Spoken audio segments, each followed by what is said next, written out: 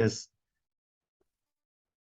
pues tomando el tema, como les decía, con un breve antecedente respecto de las obligaciones tributarias, nosotros tenemos que ser claros y distinguir entre el objeto de la obligación tributaria y el objeto del tributo en sí, ¿no? Es una relación, como les decía, jurídico-tributaria, en el cual justamente hay que, o se ve obligado al cumplimiento el sujeto pasivo, en este caso el contribuyente, en una forma de generalidad, a través de una suma de dinero, entregar cantidades respecto de los valores que se ha generado precisamente y que este tributo, por supuesto, es una obligación que la ley establece como determinante en primer lugar, como habíamos dicho, ¿no? Depende si el titular posee un capital, posee una renta, realiza algún acto, precisamente realiza alguna situación jurídica de orden económico que justamente es susceptible a que éste esté obligado a un pago de un impuesto, ¿no? La obligación tributaria era en esencia precisamente esto. Pero para ello nos debemos preguntar también, bueno, ¿por qué ha surgido esta obligación tributaria?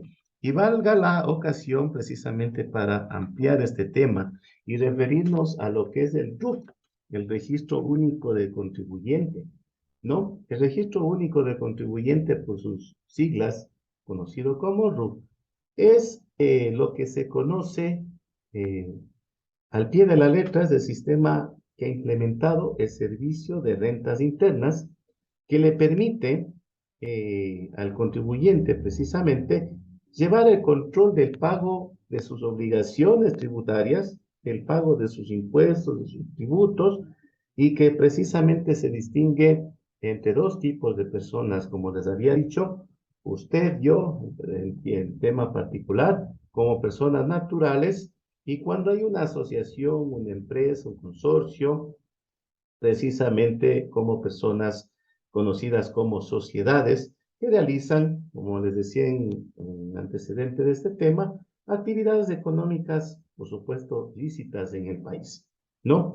Cuando usted obtiene su registro único de contribuyente, en ese momento sucede lo que está presentado en la lámina, ¿no? Que usted puede solicitar la emisión de los comprobantes de venta. Sí, por supuesto, tenemos que migrar ya al sistema de facturación electrónica. El preimpreso ya tiene sus días contados, de hecho, tiene muy poco tiempo para estar en vigencia. Y como les decía, ¿no? El registro único de contribuyente está basado en una normativa legal que es la que conocemos como la Ley del Registro Único del Contribuyente. Es un documento que a continuación me voy a permitir compartirles, que tiene apenas en su normativa no más allá de 25 artículos. En los artículos 1 al artículo 16, que es el capítulo 1, se refiere precisamente a algunas disposiciones generales, y a partir del artículo 17 al artículo 21, conocido como el capítulo 2, precisamente tenemos que hablar de un régimen punitivo, que significa cuál es el actual respecto de las sanciones de índole económico sobre el contribuyente que tiene derecho, en este caso la obligación, la administración tributaria, representada fundamentalmente a través del SRI, ¿no? Hablando nuevamente de lo que es el RUC, no olvidemos que es un documento, es un instrumento que tiene por función que usted como contribuyente precisamente registre e identifique los fines impositivos que se han generado y que proporciona a través de estos datos que usted consigna a la administración tributaria toda la información que es sujeta de verificación por parte del SRI. Sirve para que usted realice, como les dije anteriormente, alguna actividad económica, sea permanente o sea ocasional en el Ecuador. ¿Y por qué hacemos este pequeño paréntesis aquí? Porque existe la posibilidad de que adicionalmente y posteriormente a lo que usted realiza la inscripción de su RUC, sea de manera presencial o en línea, usted también puede actualizar el RUC o suspender el RUC. ¿Qué significa esto? Cuando haya variación de la información respecto de su nombre comercial, de su dirección, de los medios de contacto, sean estos teléfono, correo electrónico, redes sociales, cuando haya también un cierre o apertura de establecimientos, probablemente como cambia el nombre comercial, probablemente cambian los tipos de actividades, entonces va a haber una modificación de los tipos de establecimiento y por supuesto también adicional a aquello es importante consignar la información de su contador, ¿no? En estos casos, cuando se ha modificado, es cuando el contribuyente realiza la actualización del RUC. ¿Cuándo está obligado a la suspensión del RUC? No. Cuando usted haya cesado una actividad, es decir, no ha modificado la actividad, ¿no? Es muy diferente modificar la actividad, cerrar un establecimiento, a que en su defecto cese esta actividad. En ese momento usted no tiene más de 30 días hábiles para notificar esta novedad precisamente a la Administración Tributaria a través del trámite de suspensión del RUC. Se puede hacer en línea o también de manera presencial, ¿no? En línea a través del portal SRI en línea y presencial en las oficinas ubicadas en todo el territorio nacional, ¿no? Justamente, volviendo a la terminología, a la definición de lo que es el RUC, es el número de identificación que se le asigna a todas las personas naturales o también sociedades que son los titulares, sea de la entrega de bienes o de servicios, por los cuales, que les decía anteriormente, ¿no? La actividad económica genera o nos obliga a declarar y pagar impuestos, ¿no? Entonces, basado en esta pequeña información que les hemos presentado, es importante la pregunta que a veces se podrán hacer. ¿Para qué sirve el SRI? Perdón, ¿para qué sirve el RUC? Perdón, que lo ha implementado el SRI. La función del RUC es muy importante porque así usted puede realizar de manera formal, ¿no? De manera correcta, pegada a las normativas legales, de manera eh, adecuada, bajo un control, bajo una formalización, todas sus actividades de orden mercantil. Entendido esto también como entrega de o compra de bienes, también una entrega de servicios, permitiéndole a usted como contribuyente, ¿sí? Le habilita que acceda a realizar tratos comerciales con todo índole de empresas, ¿no? Sean estas de empresas públicas, privadas, mixtas, etcétera, ¿no? Sí, para eso nos sirve lo que es el RUC. Ahora bien, nosotros sí nos hemos preguntado en determinado momento cómo es que se conforma este RUC, cuántos dígitos tiene. Sí, tiene 13 dígitos. En el caso inicial, para las personas naturales, sean ecuatorianos y extranjeros residentes, tenemos prácticamente que es el número de cédula añadido los dígitos 001, ¿no? Para una persona natural, ecuatoriana y extranjera residente en Ecuador, es prácticamente su idéntico número de cédula de ciudadanía, añadido los dígitos 001. ¿Qué pasa en el caso de, o cómo conforma precisamente el funcionario o el sistema de la página del SRI, cómo conforma el RUC cuando son sociedades privadas y también extranjeros no residentes, por supuesto?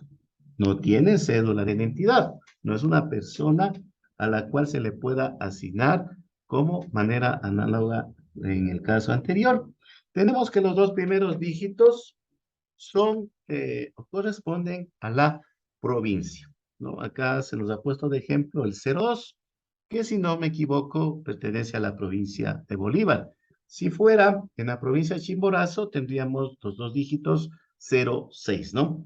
En el caso del tercer dígito, siempre es el número 9.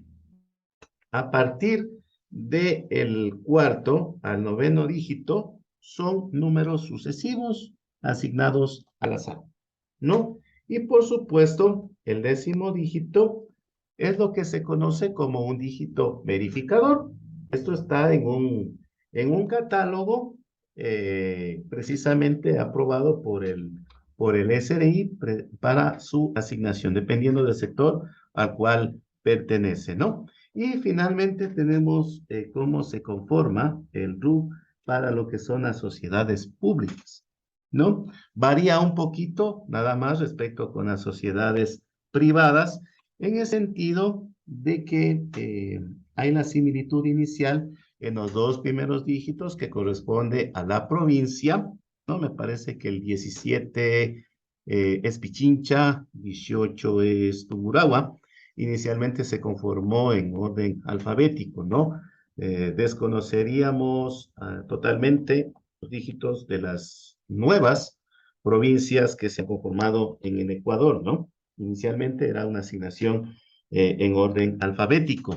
En el caso del tercer dígito, también de manera obligatoria, lleva el dígito 6.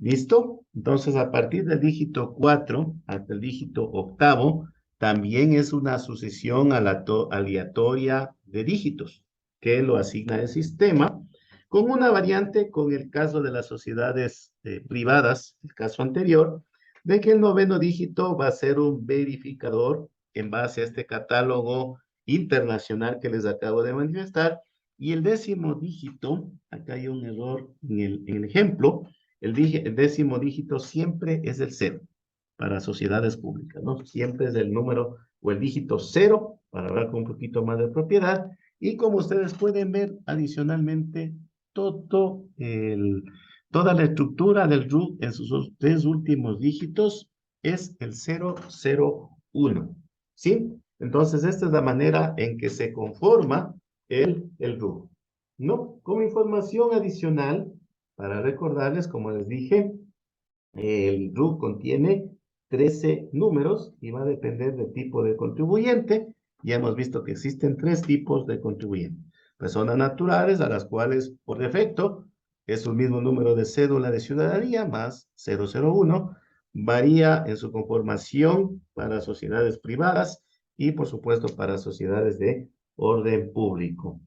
Siempre es importante que también revisemos en el portal, consultemos también información oficial para saber los requisitos que sirven justamente para la obtención del RUT, ¿no? Pero no van a variar de los que voy a referirles, ¿no? Va a depender, como les dije, de acuerdo al tipo de contribuyente, persona natural o jurídica. Y por supuesto, si usted es una persona natural, tiene que llevar el documento de identificación original y copia, ¿sí?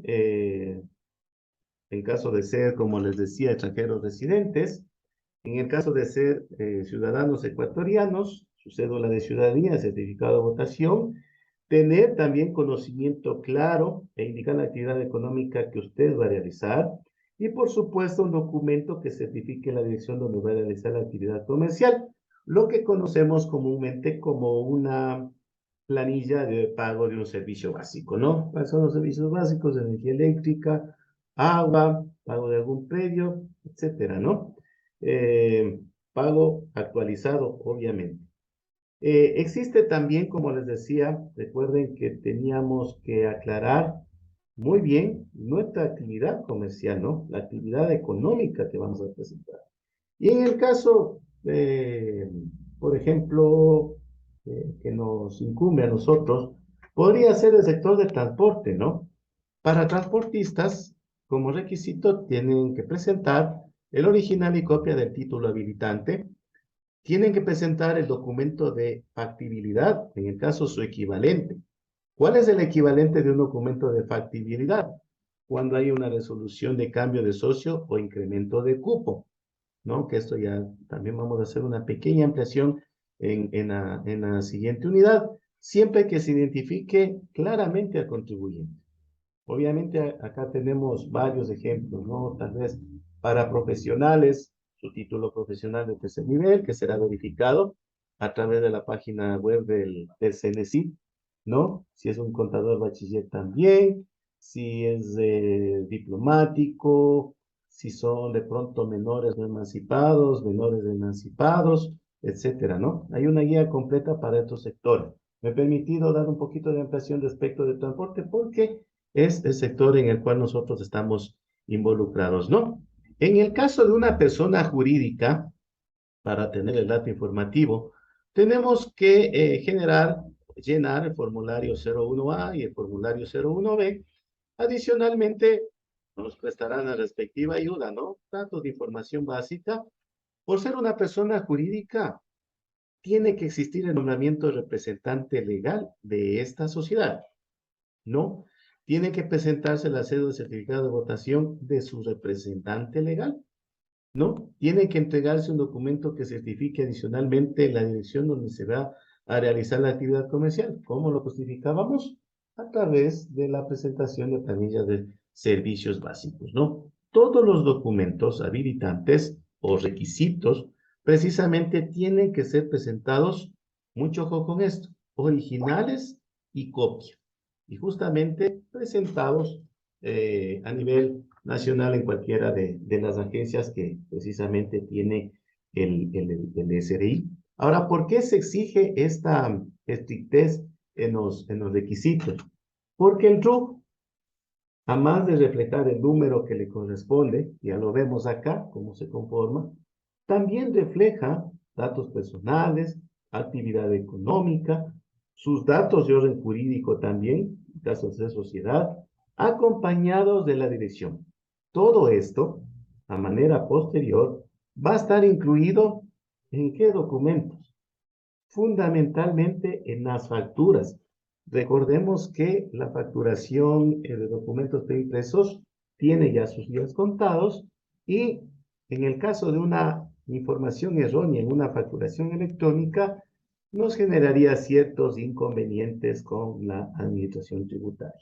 Por ello, el SRI ha realizado campañas de información en las cuales se hacen estas pequeñas recomendaciones para que haya también mayor precisión en todo esto, ¿no? Y bueno, si bien es cierto, saliendo un poquito del tema, algo me he enterado de que este sector de las imprentas está un poquito inconforme con esto, pero tienen que entender también eh, que los intereses generales traen mayores beneficios, ¿no?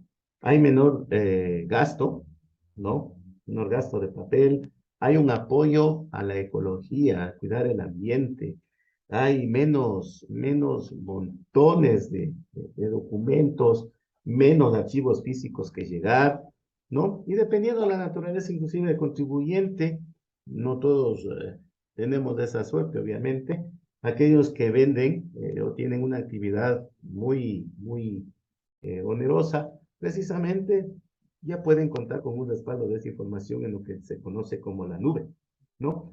Entonces, inmediatamente de que usted empiece a emitir facturas, debe recordar que tiene el deber de realizar las declaraciones fundamentalmente del impuesto al valor agregado, salvo que sean actividades que no graben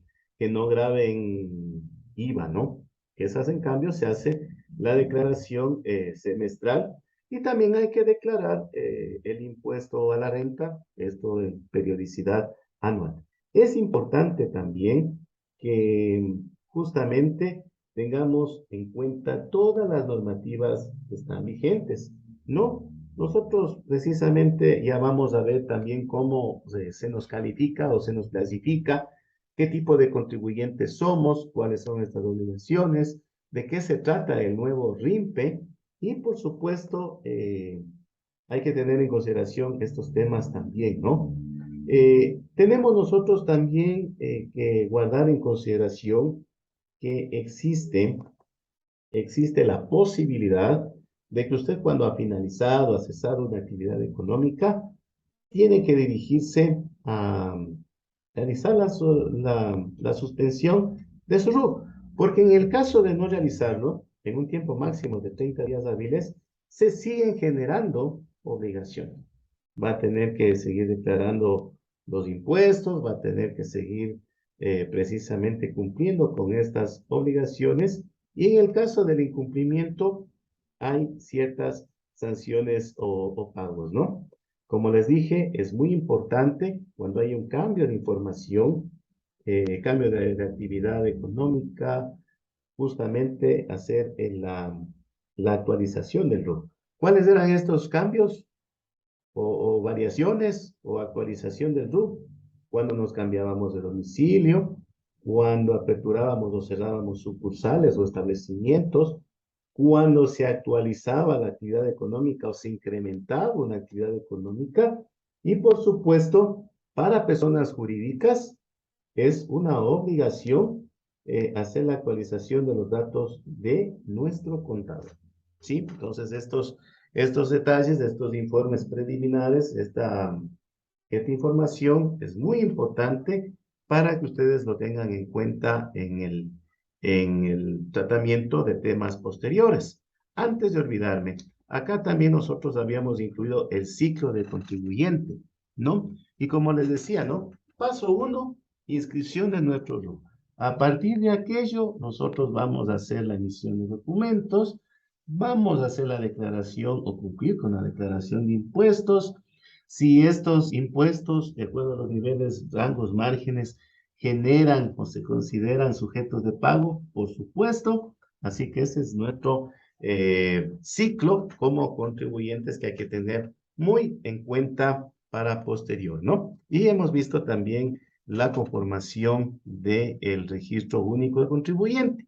Esto no hay que olvidarlo, que está basado precisamente en algo que yo les había referido, ¿no? La ley del registro único de contribuyente, en el cual tenía disposiciones generales, hablaba de un régimen punitivo y por supuesto también contenía disposiciones complementarias. Ya les voy a presentar también, para que ustedes lo vayan conociendo un poquito también, esta ley del registro único de contribuyente.